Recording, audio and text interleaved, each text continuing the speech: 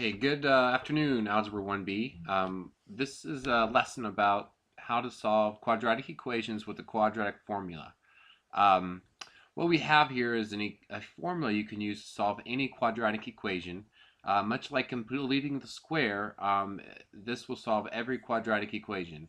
It says that if you have an equation, a quadratic equation in the standard form, ax squared plus bx plus c, then your two solutions are given by these two expressions. Now, what they do is they go ahead and combine this into one expression like this. It says we combine these two solutions to get x equals negative b plus or minus the square root of b squared minus 4ac all over 2a. Now, the item inside the square root is rather significant. In fact, they give it a name. They call it the discriminant. So if someone asks you to calculate the discriminant, they're asking for the value of b squared minus 4ac. Now with this formula, you're going to want to memorize this, and there's several different ways that you can get this done. One is through a song, and I'd like to show it to you through this video. A formula is negative b plus or minus the square root of b squared minus 4ac all over 2a. Now you try. The quadratic formula is negative b plus or minus the square root of b squared minus 4ac all over 2a. All right, with that song, many students have found success in memorizing this formula, as it's a very handy formula we can use to solve quadratic equations. Let's do 4 examples and see how this works. Here is our first example. When using the quadratic formula, you're going to want to set everything equal to 0 and identify a, b, and c. That would be the first step. And so in this example, to get this in standard form, we're going to have to move all the terms to the left. We'll have to subtract the 7x and then add the 2. And what happens here is this will be written as 3x squared minus 7x plus 2 equals 0. From this standard form, I can now identify that a is the number in front of the x squared term, which is 3. B is the number in front of the x term, which is negative 7. And your constant term c is the value of 2. Now, when you start using the formula, I think the best way to do this is break it down in steps. The first thing we'll do is calculate the discriminant, which is b squared minus 4ac. Now, when calculating this number, you got to watch your signs. Let's see, we're going to square b. B is negative 7. So let's see, negative 7 squared minus 4 times a times c. So let's see, plugging those values into the expression is 4 times 3 times 2. Let's see, negative 7 squared is 49, and then we will subtract 4 times 3 times 2. Let's see, that's 12 times 2 is 24. And so we have just found the discriminant to be 25. Now we're ready to plug the a, b, and c into the entire formula. It's written as x equals the opposite of b, so this is the opposite of negative 7, plus or minus the square root of b squared minus 4ac, which we just found to be 25. And then we're going to take that all divided by 2 times a, so that's 2 times 3. So here's our two solutions. It's just, now we're going to have, we need to clean it up. Let's see, the opposite of negative 7 is positive 7. And then that gives me plus or minus 5 all over 6. And so there are two answers here, and let's interpret these two answers. We could either have, let's see, 7 plus 5 divided by 6. That's going to be one answer. The other answer is going to be 7 minus 5 divided by 6. Let's see, simplifying these two values, 7 plus 5 is 12 over 6 is 2, and then 7 minus 5 is 2 over 6, which is 1/3. And we're seeing here that with most, if not all, quadratic equations we're solving have two answers. And the two answers that we just found for this one would be x equals 2 and x equals 1/3. All right, here's the next example. Notice here that this is not in standard form.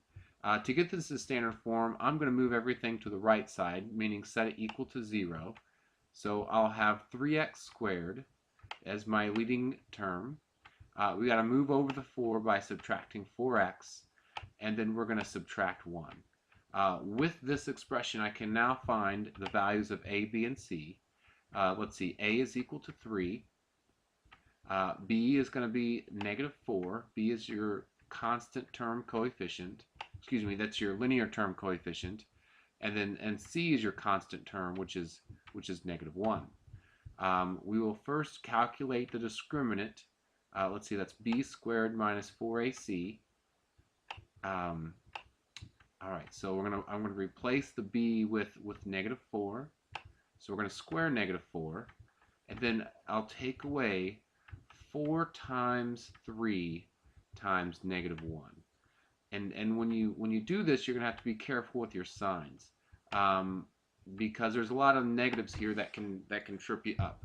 -4 squared is 16, and then I see 2 negatives here. I see this negative, and I see this negative. That means 2 negatives multiply to be a positive, so it'll be 16 plus 4 times 3 times 1 is 12. And what that will give me is 16 plus 12 is 28. I will circle that 28 and recognize that is indeed the discriminant. To find the solutions, we're going to write the entire formula. Let's see, x equals -b, so x equals the opposite of -4, plus or minus the square root of the discriminant, which we've already found to be 28. And then we're going to divide all of this by 2 times a. So that's 2 times 3. Now we're going to clean it up here. Let's see. The opposite of -4 is +4. And I'm going to rewrite that 28 that has factors that are perfect squares. In this case, it's 4 times 7. And I'm still going to divide all this by 6. So what we're going to have here is we're going to have 4 plus or minus 2, the square root of 4 is 2, times radical 7 all over 6. So when we see an answer like this, we're going to recognize that there are 3 numbers that have a greatest common factor: the 4, the 2, and the 6. To simplify this, we are going to reduce all of those by a factor of 2. The GCF is 2, so let's see, 4 divided by 2 is 2. The 2 goes away and gives me just the radical 7. And so 2 plus or minus radical 7 all over 3. And this is the answer that we'll end up with. All right, one more example here. Let's see. This is already in standard form, so it's a matter of first identifying a, b, and c. So a is equal to 1. B is equal to -1. There's a -1 in front of this x. And then c is equal to -7. All right. As before, we will first calculate the discriminant. The discriminant is b squared minus 4ac. And so let's use parentheses here to be careful with their signs. We're going to take -1 squared, and then we will subtract 4 times a, which is 1, and then c, which is -7. And once again, we have lots of negative signs here to be careful to watch out for.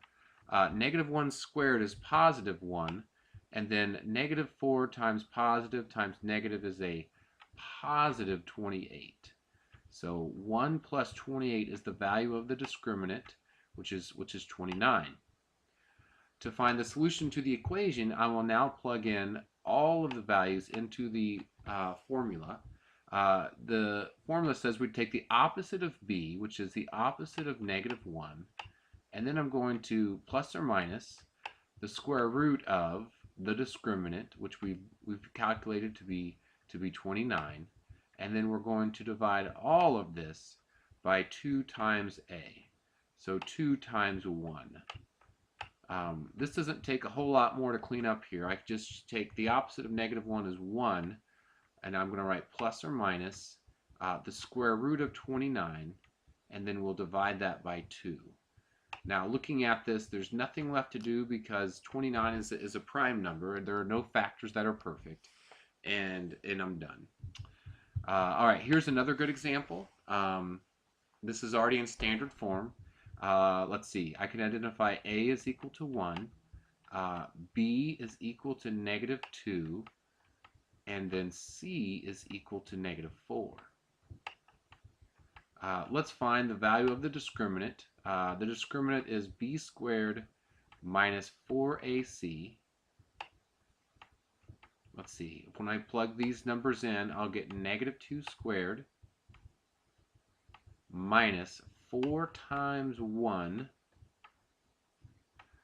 times -4.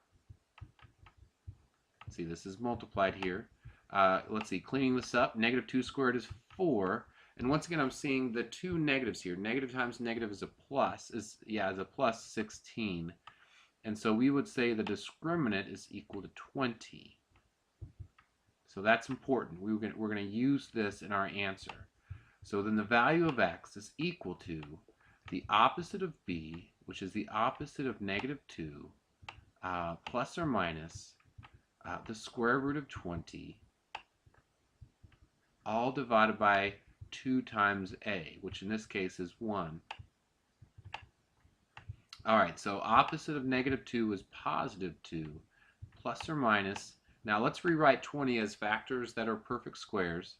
In this case, we'll use 4 and we'll use 5. 4 times 5 is 20, and then we'll divide that by 2. All right, cleaning up this further, let's see. We get 2 plus or minus 2. Square root of 4 is 2. It's radical 5, all divided by 2. Now, one way to think about how to simplify this is whenever we divide two terms by a single number, we can split this up into two separate fractions. So, in other words, we would write this as 2 divided by 2 plus 2 radical 5 divided by 2. And this is one way of seeing how we're going to reduce this. It turns out that this bottom two right here just reduces into both terms on top. And then let's see, 2 divided by 2 is 1, and then 2 over 2 is 1. Again, it cancels. And so my answer is 1 plus or minus square root of 5.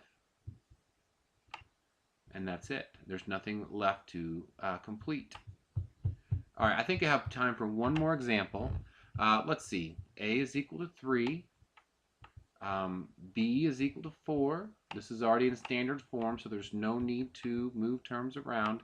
And C is equal to 2. Let's see. Let's see if we can plug all of this into the formula in one fell swoop and see what happens. Let's see. X equals the opposite of 4 plus or minus the square root of b squared, which in this case is 16. 4 squared is 16. Minus 4 times a, which is 3, times c, which is 2, and then we're dividing all of this by 2 times 3, 2 times a. If we do it this way, let's go ahead and clean up what's inside the radical. The thing you'll recognize here is, let's see, we're going to take the square root of 16 minus 4 times 3 is 12, times 2 is 24, all divided by 6. And what you'd recognize here is that when we simplify the number inside the radical, I'll get plus or minus the square root of -8. And this has come up before with the square root property. If you square root a negative, you will not get a real number. And so for right now, we're going to say that this quadratic equation has no solution because there is no real number that when I square it, gives me a negative.